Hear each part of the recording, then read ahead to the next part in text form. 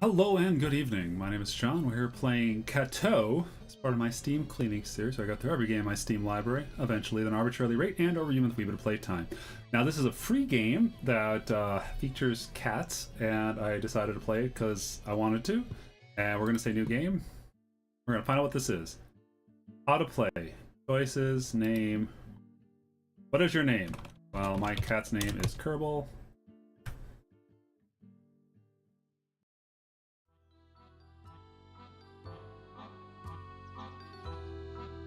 Paris is truly a sight to behold.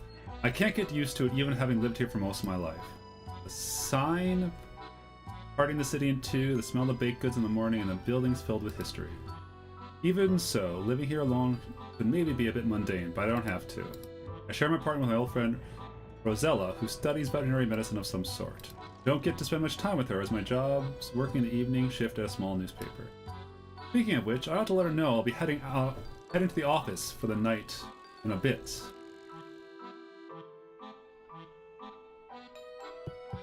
I knock at our door, waiting a few seconds before entering. Hey, Ro. How you doing? I'm alright. Kerbal? Right, and you? Did I spell that wrong? All good. Just want to let you know I'll be leaving for work in a few. Ask about, school. So, how was school? It wasn't all that important to come to in today. I'll just read up on it later. Well, that's a cinch for you, so no problem there. After she wants to go somewhere, ask if I can help clean up her room. How about we clean up here tomorrow? It's been a while since we did something together. It's okay, I'll do it later. But thank you for the offer. Something else then? She glances at a clock over the door behind me. Shouldn't you be going soon? You wind up late if it's not. You'll wind up late in not too long, right? I'm good on time actually, but it might be time to break it off. You might be right, I'm off then. I'll pass the bakers too. Is there anything you'd like? No, I'm good. Alright then, see ya. I leave her to her own and head for the door. Before I leave, I pat my pockets, realizing I'm forgetting something. Bro, have you seen my keys? The ones with the cork? Have you looked in the kitchen? I check and find them on the countertop. I always forget to check there. Good thing she keeps tabs on me, even if things are different now. Thanks, bye!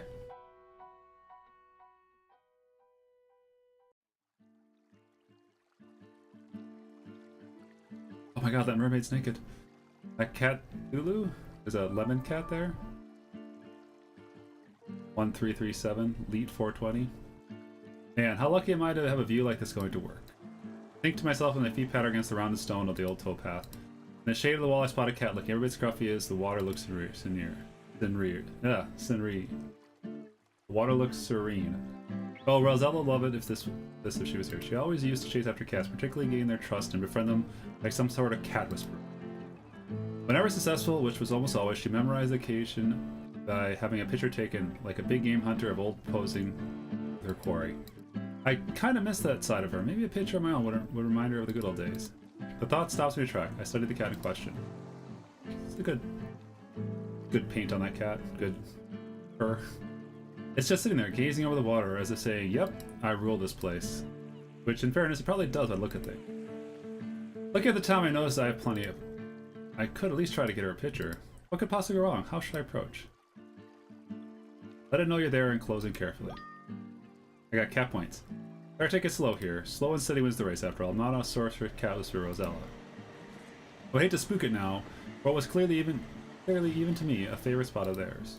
Not that cat looks particularly skittish, it is very well proud bearing. Hello there, kitty! I speak softly while closing the distance. When I'm merely a few meters away, it gives me a casual glance out the corner of its eye. I get the idea and stop. Oh, it changed a little bit. Satisfied response, it resumes watching over the still water. I could easily take a picture of the cat's back and call it a day, but my professional pride raised me for even consider such an offer. May not be the cuddly cat in the world, but I'll get a good photo one way or the other. Wait for the right moment. Cat points. The cat seems to rather enjoy the view of the water. Every so slowly, I walk up to the edge and maintain a respectful distance to the cat and sitting down with my legs crossed. The late summer's evening sun shone in the city in a pink glow, not even the faintest breeze disrupting the mirror-like surface of the water. I glance at the cat. It's basking in the sun with eye closed, savoring the warmth. The moment is here. With careful, deliberate movements, I fish my phone in my pocket and lean in for a picture. The picture perfectly captures the serenity of the scene. Not wishing to observe the cat any longer, I get up and walk away. Aww.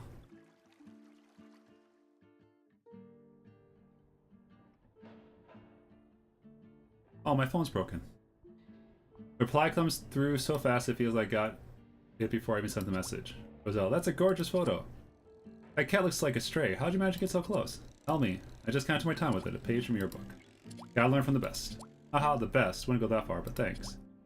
Did it take too long to get to that point? Not really. It didn't seem to mind being in the vicinity. As long as it could keep track of me, I did nothing hasty. Strays are often kind of chill if you don't bother them. Be careful, though. They can be unpredictable. Kinda get that vibe, yeah. I will be. Almost forgot. Thanks to the picture. I think I'll make that my new home screen on my phone. Good chat, Ro, but I need to hurry up. Lost more time than I thought here. Haha. Go to work. Aww, that's a good load screen. Or time passing screen.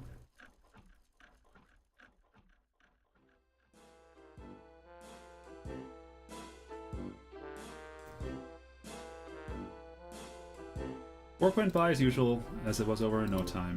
Dawn is looking around the corner. I'm heading to the bakery. All the little shops are closed, but the bakers are already at their battle stations, churning out goods for the breakfast rush and coming day. Thanks to having friends in high places, also known as the owner, I'm allowed to sneak in through the back door and get my grubby hands on bread early. Rosella said she didn't want any, but I'll get her some just in case she changes her mind. Besides, you can never have too much bread. Oh, look at that cat! As I leave the bakery with my precious baked goods, I notice a cardboard box next to the door, which apparently is residence of a charming fat cat sleeping inside. Clearly it's being cared for to some extent, as the floor is draped with cozy-looking blankets and someone made a little roof to keep the rain out. Is it a new tenant on the street, or am I slightly blind and has always been there? I can't recall. Looking around the nearby area is strangely littered with glass jars, too. Inspired by the sister earlier cat encounter, I decided to edit to win further glory by taking a second charm of the moment, one to make Rosella the cat whisperer proud. I dropped my bag and crouched down next to Sleeping Cat, or what I thought was Sleeping Cat. Aww. It opens an eye and looks down at me lazily. Wait. Alright, cat, make your move. I say with his average voice as a movie gunslinger, waiting for let the cat take the first action, not wishing to pressure it in any way. In shocking display of Herculean laughter, the cat opens a second eye and looks at me with a steady gaze. I can't help it feel like trying to assess me. Play along, for a quiet laugh to myself, I strike a pose, show my good side. Well, such things, if such a thing exists. A few seconds pass before it gets up, lacking any sense of urgency. It jumps down with the grace of a drunken baboon, landing on its feet seeming more by blind luck than any skill on its part. It comes over to me, rubbing against my leg with a quiet purr. Well, aren't you a friendly little thing? Giving it a few pats on the back before I go, I start to make my way home to the bed which I'm now longing for. At least that was the theory. A very persistent furry friend demands more attention, constantly getting in my way, protesting my attempts to leave very efficiently indeed. I can't deny that it's a very charming thing. As it is, I can't really get a good shot of the cat. It's either at a bad angle or too close to the camera. I need to gain some space. Try the selfie cam. Maybe I don't need to create distance. I fumble with my pocket to continue by the cat with the other hand. In the position I'm sitting, I simply get out of my pocket and struggle for a moment. Finally, I prevail against the insurmountable odds, place the camera in front of us and snap a bunch of photos, hoping at least one wouldn't be a blurry mess of disaster. I go through them quickly, and there's at least one close-up picture of the cat's face that ended up looking like a photo was taken from inside a tumble dryer. It will have to make do.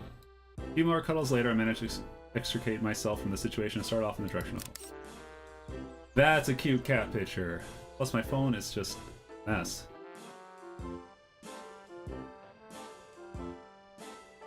Well, perhaps not the best intention on my part, the picture turned out kind of great. Wow, how'd you manage to take this one? After many trials and tribulations, I managed to nab it in the end. That and approximately 42,372 others that turned out rubbish. That's besides the point. I bet. Do you get along well? Kinda, not bad, not great, I don't think. I was thinking of trying to feed it. That could work, just don't give it raw fish or something, that can make it sick. Don't worry, I won't.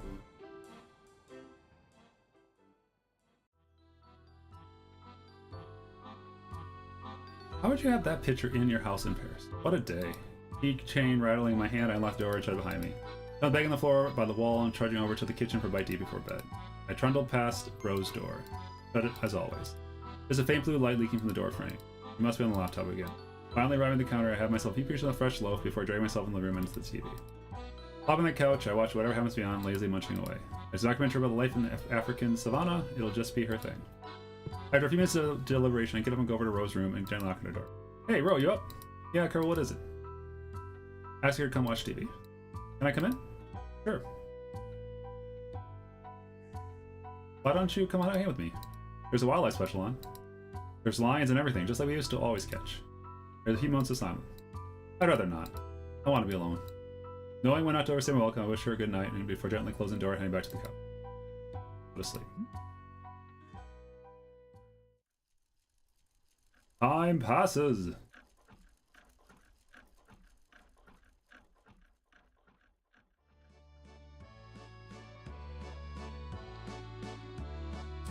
Never been one for sitting around. Come afternoon, I treat myself to a walk.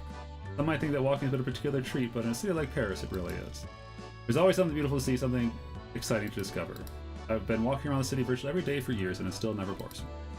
On the contrary, it helps dislodge writer's block and distract me from other woes. One of the streets and spots I always come back to, though, is this old little street passing by the small park. The trees happen to make for a great spot just to get away from the sun on a hot day as an added bonus. Suddenly, I spot an orange fuzz in the periphery. I simply know it's a cat. Funny, the things you notice once you're actually looking for them. Well, it's either that or I've been afflicted with cat-engineered nanomachines altering my perspective, which in all honesty is touch unlikely. I mean, could be cryptosporidian. Oh, that is a cute little cat. Rather than a fully grown cat, this cat's a mere kitten playing with the leaves beneath the tree. Playtime is short, however, when a pedestrian tramples by a startling little creature. After having taken cover by the tree for a while, it tenderly returns to the game so blissfully distracted. I'd love to join in, but I don't want to frighten it either. Let it know you're getting closer. Considering how the person storming by scared the poor little thing, I should probably let it know I'm approaching beforehand so I don't scare it again.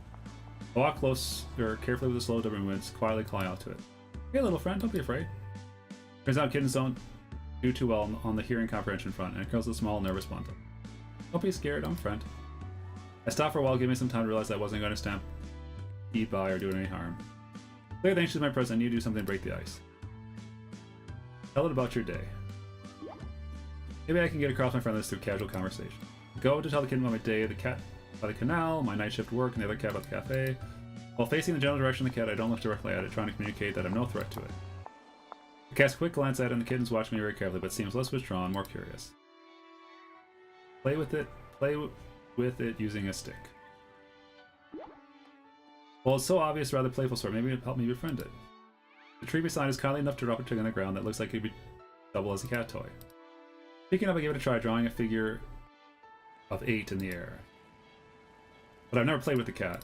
Sure, it can't be too complicated, but how should I go about is still a question that he's answering. Small, rapid. Nope. Put this tip of this twig on the ground, flittering about with sudden change direction. This seems to grab the kid's attention, but it doesn't play. It follows the twig's eye, perhaps waiting for it to come closer. The flick of my wrist has sent the twig darting towards the cat. However, the dauntless and bold charge breaks kitten morale, causing it back away in position with a meek meow. Evidently, it wasn't the best, so I moved the twig away. While I didn't manage to get the kitten to play, it settles back down again, watching the movement. I wish to repeat my technique again. I slowly shift gentler movements, while at the same time extracting my phone from my pocket, taking pictures. A few more moments pass before I put the twig down and take my leave, thinking that the whole episode probably didn't sit too well. I might be able to make a mess. Aww.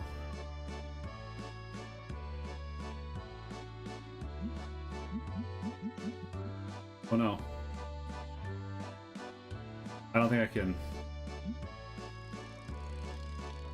Well, good thing I know just person asked for advice. While sending Roll the picture, I take the opportunity to do that, just relay my action.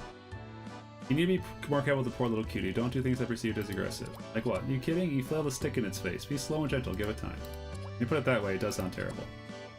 Didn't mean to yell. Just be more thoughtful next time. It should be good. No stick flailing. Got it. Serious though. I will be home. Food.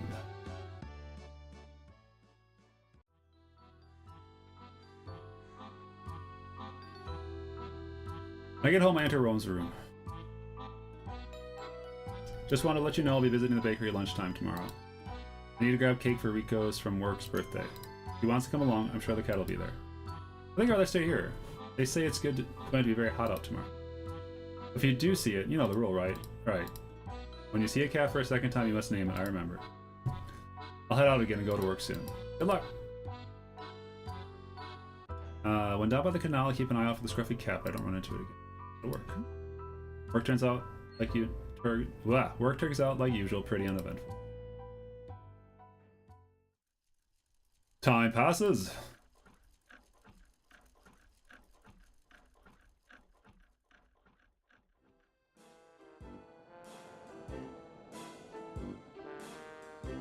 After some well-deserved sleep, I head out to grab that cake. To be honest, I'm more excited to chance seeing the cat again that celebrate my co-work. I should get the cat something. Looks like one would appreciate something edible. Takes a quick detour to the grocery store and quickly find myself in the small pet aisle. I have no idea what the cat likes, and a picture of jars littered around that pops in my mind. Maybe it contains something, like I can't remember what the label had. What should I buy? Normal cat treats. No, that jar had to be tender garbage. Could leave a glass jar over for animals. You know what? I don't feel bad about this even though I got a frowny face. And at the end of the day, cat treats are designed for wild cats to eat. Whoops. Didn't need to push that.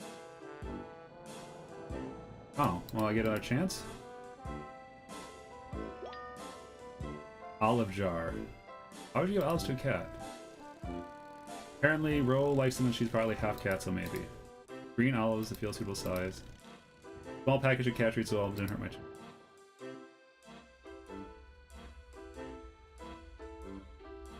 Fluffy cat. When I reach the bakery, I find the cat resting in my makeshift bed. Good afternoon, kitty. Cat raises his head and lets out a heavy, drawn yawn. Let's say olives, closing a long line of teeth. It blinks to let me reach out my hand and pet its head. Rosella sends her regards. She has sent me here with the intention of gifting you a name. What will you name this cat? Trundle. How do you feel about Trundle? I think it suits you. Trundle meows. Take that as a vote in favor for my suggestion. Back to the issue. Will the Trundle enjoy these olives? Tree struggles a little to jerk. Draws the cat's attention. Offers to the cat. Strokes the cheek against my hand. Flops on his back, tapping at the olive with his paw. Bring the olive closer and taps it again like food critique, expecting a meal's qualities. Then, with a smooth, slow motion, takes the olive and eats the whole thing. Never would have believed cats like these things, but Trundle just ate one. Cat sniffs around, scanning the air for more olives to devour. When it realizes there's certainly more in the jar of mine, it pulls out every trick in the Hustler Cat's handbook. But I have a better idea. If I enjoy these things so much, why not make Trundle work for them? What should I try to teach Trundle? Talk? Fairly expressive fellow would be fun to meow on command. There's a word to probably can't meow. Oh, jeez. Yo, dog. Yo, dog should be the word of the day. Let's get down to the business. Grab a treat, Trundle's meowed for begging for food or attention before, so it shouldn't be possible to lure out of it. Yo, dog. I hold the stand next to my head, well out of reach but clearly within sight. Trundle looks at the treat with big cheeky eyes and tries to reach out the paw to touch me. I will not be persuaded, avoiding and repeat my code word. Let's let us subdued meow and immediately reward the snack. Repeat the process with a new treat. Yo, dog. As soon as the cat meows, it gets a treat. Third time, it catches on quickly. Maybe more than a tad fat and slow, but clearly every bit as quick thinking. Meow slightly before I say the code word, and I ignore it as the word has to be the key here. Yo, dog. Don't let me think meows again. And thrice, and fourth, fifth, and a sixth time. Oh no, what have I done? Just goes on and on and on like a broken record. I've created a monster. Meowster. I can't reward the first meow that was correct. This is ridiculous. It takes a long period of stonewall in the biggie meows where Trundle goes quiet again and hide the treats away. Probably best to end here before I escalate out of control. Maybe a good cuddle with Trundle to forget the whole mess. Massage. Nope. Did you have to do the whole thing over again? Oh yeah. You can really safe scum all of this.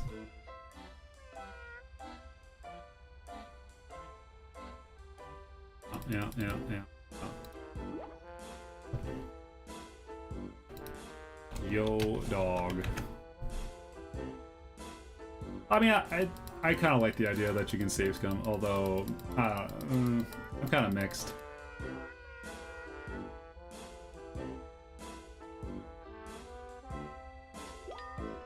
Those puppy cheeks look fit for a good scratching.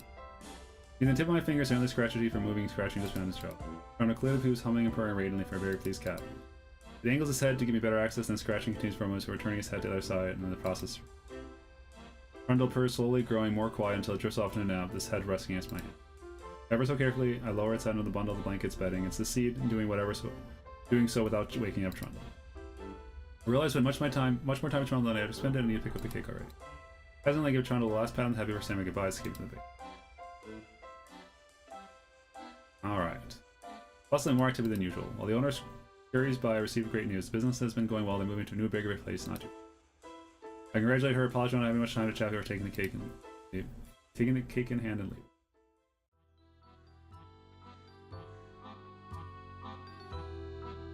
I'm home! Unlike the usual, Science World called for me. Carol, can you come here for a moment? When she had last been to call out to me. It's something I haven't considered being a possibility in a very long time. Walk over to her room. Oh, she's dressed up. Yes. Rose plays with her hands. Oh, she also cleaned her room. I was unsure how to bring up the subject. Thank you for the photos. They were nice. However, yes? That kitten. Was there anyone with it? No, I think it was alone. Isn't that strange? For a kitten to be alone, I mean. I guess, but I had a collar, so it might just live nearby? Doesn't look convinced. You know what? I'll see if I can spot on my walk and make... That'd be great. You want to come and see it? I can see how she considers it. How her brow furrows and eyes trace the crevice of the floorboards. You might get scared with the endless stranger around. Best you go alone. Scared of frightening it? That's not an excuse I've ever heard from Rosella, the great cat whisperer. Maybe the cat case is a little bit more delicate, but it's not like the kitten trusts me either. However, if she doesn't want to, I can't force her. I'll just do my best then. Wish me luck. Good luck. Empowered by our blessing, I head out. The cake on the fridge, head out.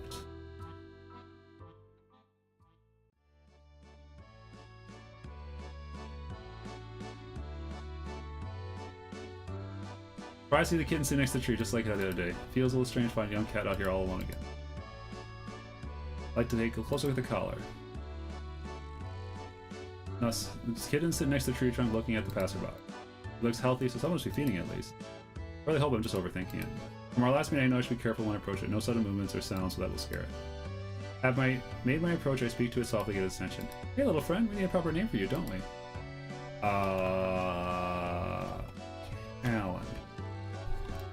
What do you think of that? Kitten glanced at my big eyes, which I decided to be an approval. Cat treats, maybe Cal like them. The kid separates her mother's hand and chases the kitty. Cal runs away, but in my direction. I can't let it get away. Follow. Probably best to let it run.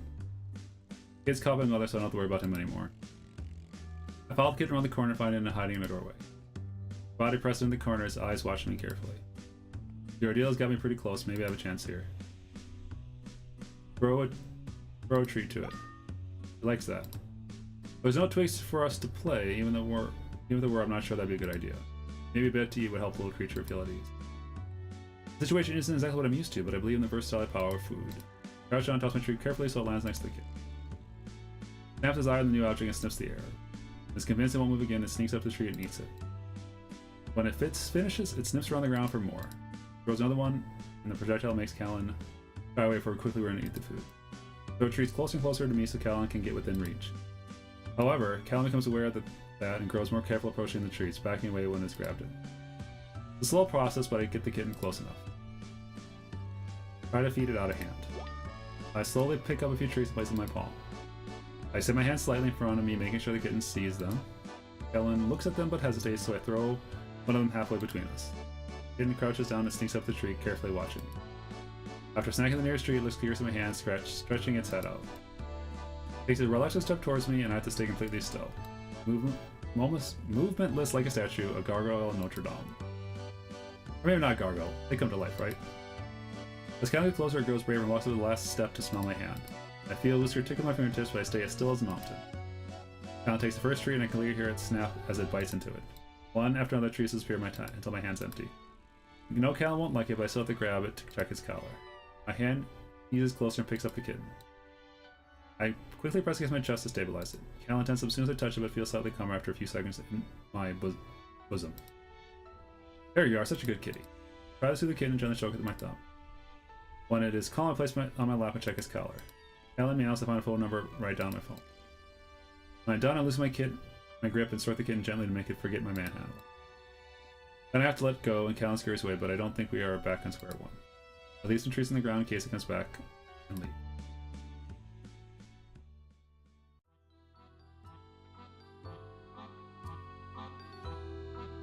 So when I get home, I walk into Rose's room. I got a number! Callan had one on its collar. Oh, and I follow your rule, I named it. I also forgot to mention the name of the bakery cat as well, it's Trundle. What are you waiting for? Call it. Tap the number and let the signals go by. Go on for longer and longer. No answer? Doesn't appear so. I'll try again later. Well, keep me updated. I will. I try to call a few more times, eventually give up and head off for work. Oh, this is a pretty cool, cute little visual novel about meeting cats, I guess. You know, slice of life kind of thing. Yeah, I think it's cute. I'll see a little bit more story. Maybe you meet some more cats, but yeah, this is called Cateau, set in Paris. Pretty cool. Cheers.